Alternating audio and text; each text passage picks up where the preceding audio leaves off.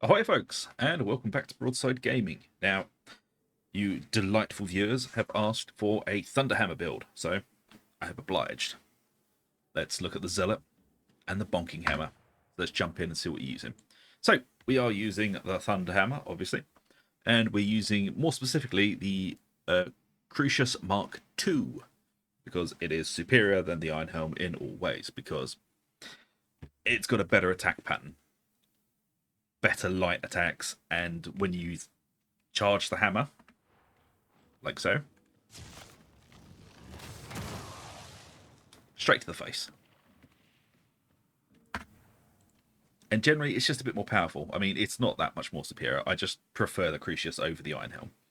And like I said, the charged attack is an overhead attack that goes straight to the face, which basically does exactly what we need it to do, which is kill whatever we're looking at. So, the modifiers, how are we doing it? I'm sure you'll all be incredibly surprised to know that I'm using defense as the dump stat, and everything else is at 80. I've said this in other videos, but I do want to make sure this is inclusive to newer players who might not understand what the hell I'm yammering on about.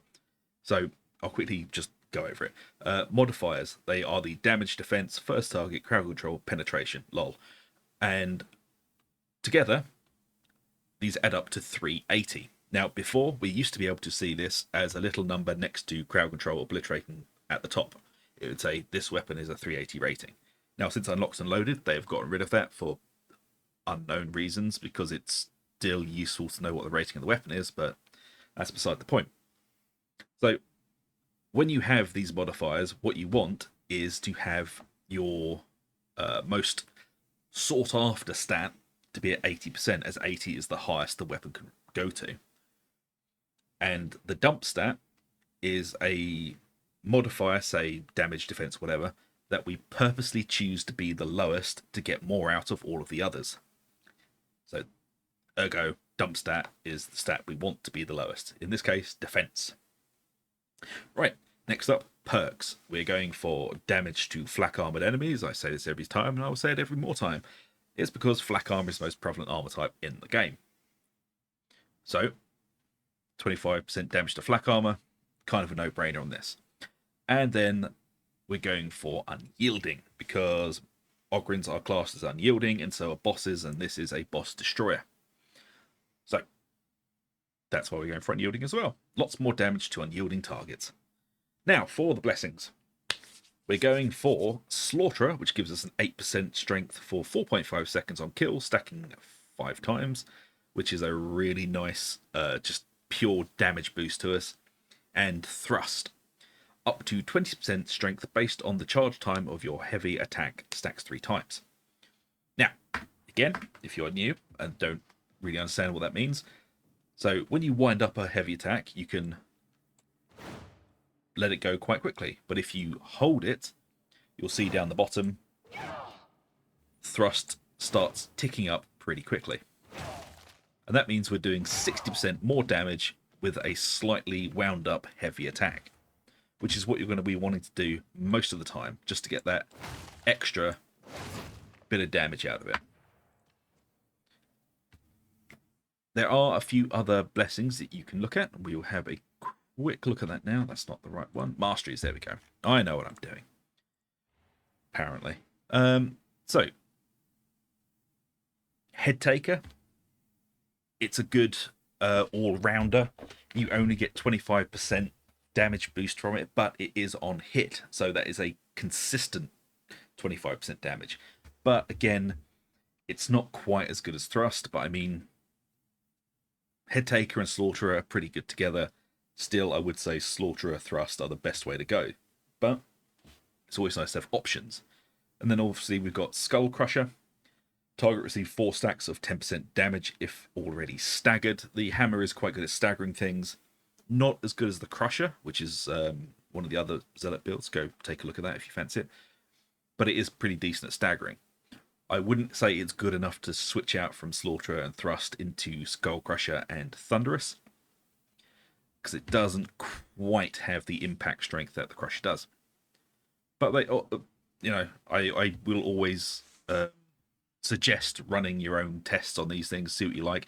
It's not exactly difficult now to switch out blessings, so if you fancy it, try a mission using different blessings and see how you feel. I would just highly recommend Slaughter and Thrust. They are, the go-to options for a reason. So that is the Thunderhammer. Next up, I'm going to give you two options for the ranged weapon as usual. My new favourite, the Spearhead Bolt Gun, because this thing just makes the bad men go away, and it's far better than it used to be. For 18 months, maybe 2 years, the bolt gun has been absolute crap, and firing it was like trying to wrestle a greased up puppy. But now the damn thing actually stays still, and it resets back to its normal position when aiming down sights. So you can actually snipe with it now. Well, I say snipe, I mean shoot something in a straight line, which I know is a big ask for any ranged weapon. But now we can do that. And the other reason I like the bolt gun is because now that it's been buffed quite significantly, as I said, it makes the bad man go away. Here is the bad man then goes away.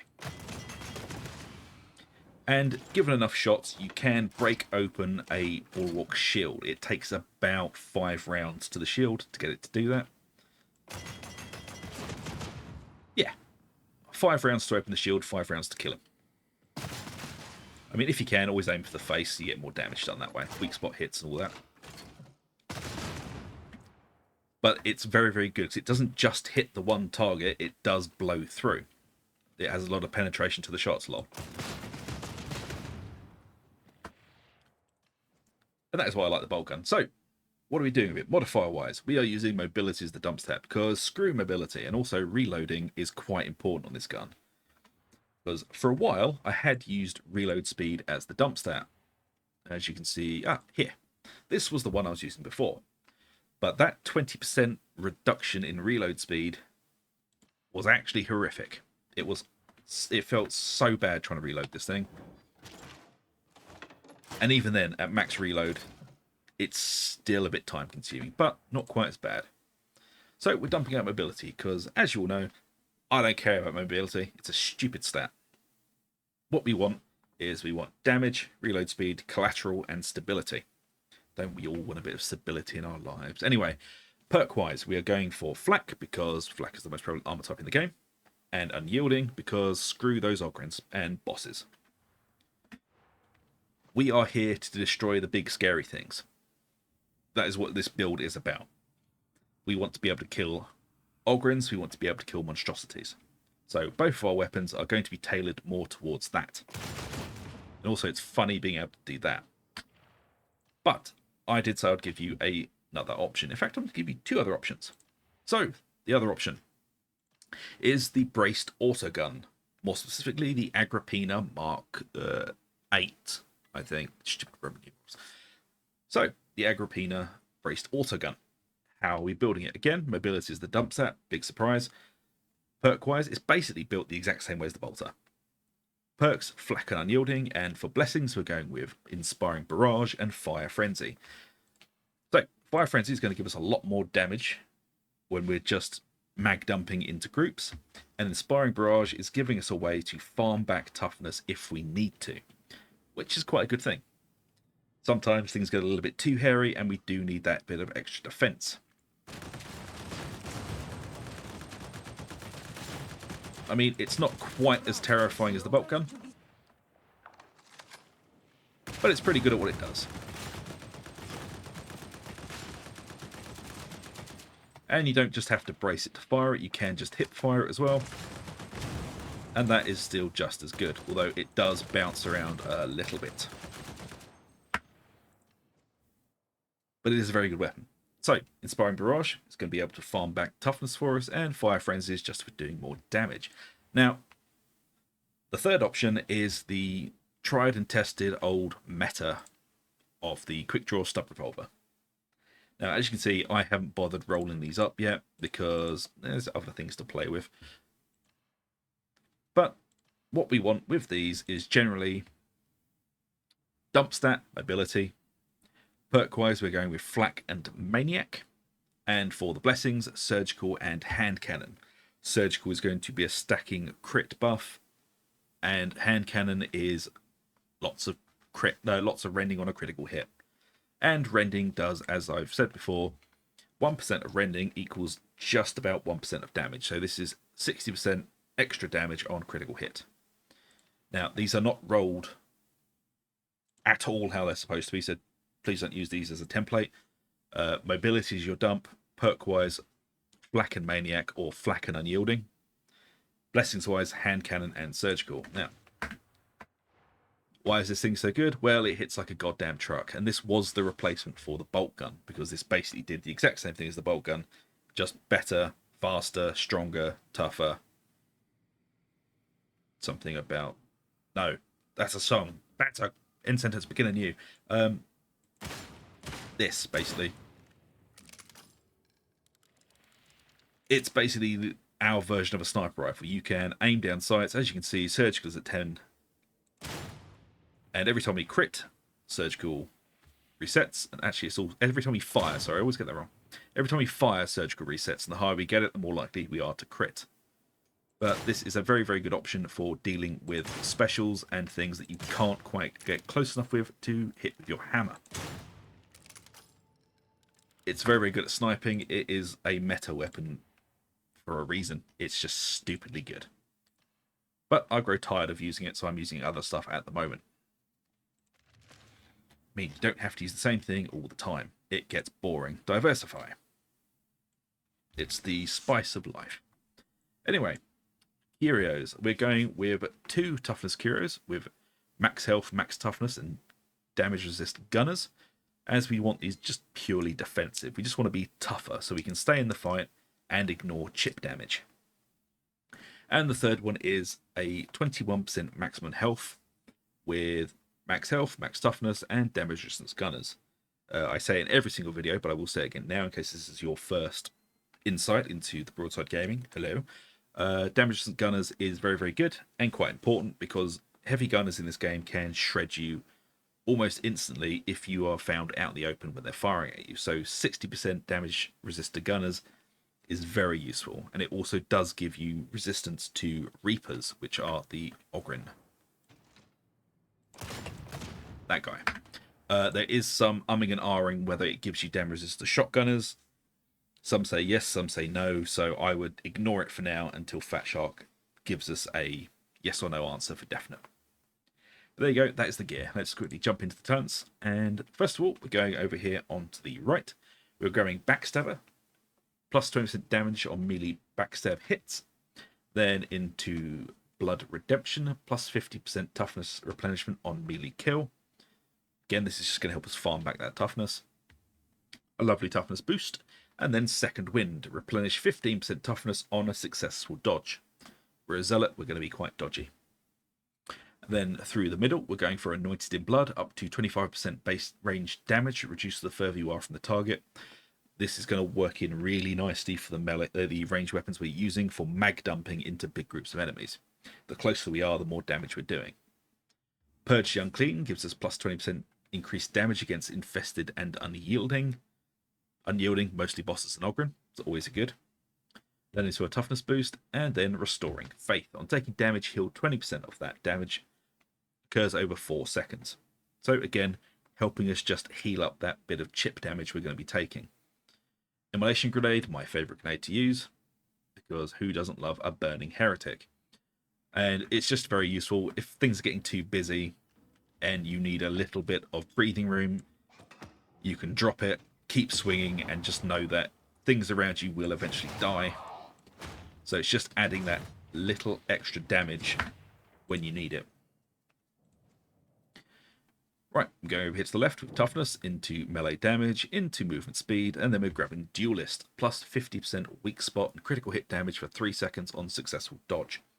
As you can see here, we are stacking up the talents that buff us on dodge.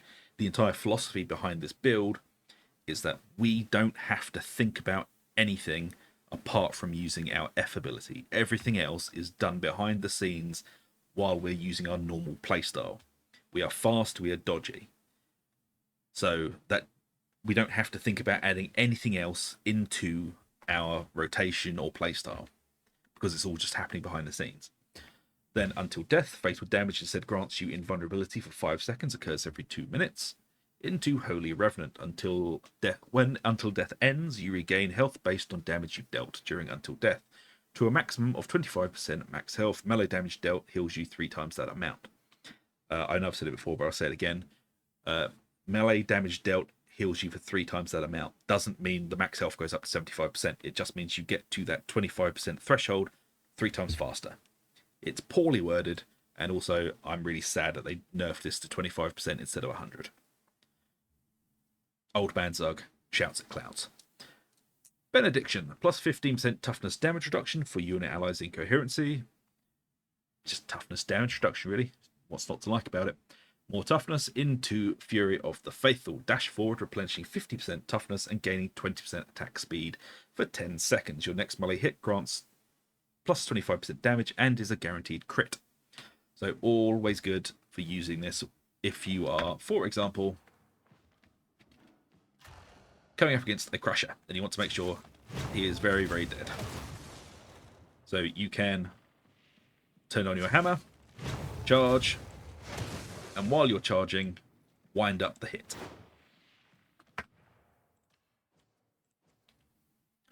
And then, of course, Redoubled Zeal, which gives us 2 charges of the charge.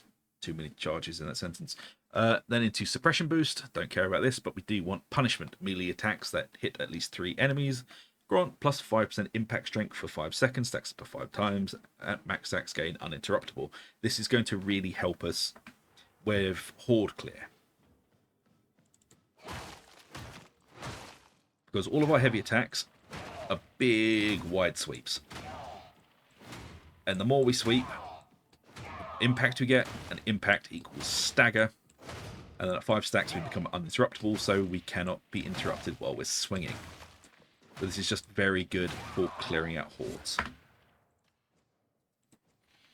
And then into the middle for a toughness damage reduction into Faithful Frenzy, which is just giving us a flat 10% melee attack speed.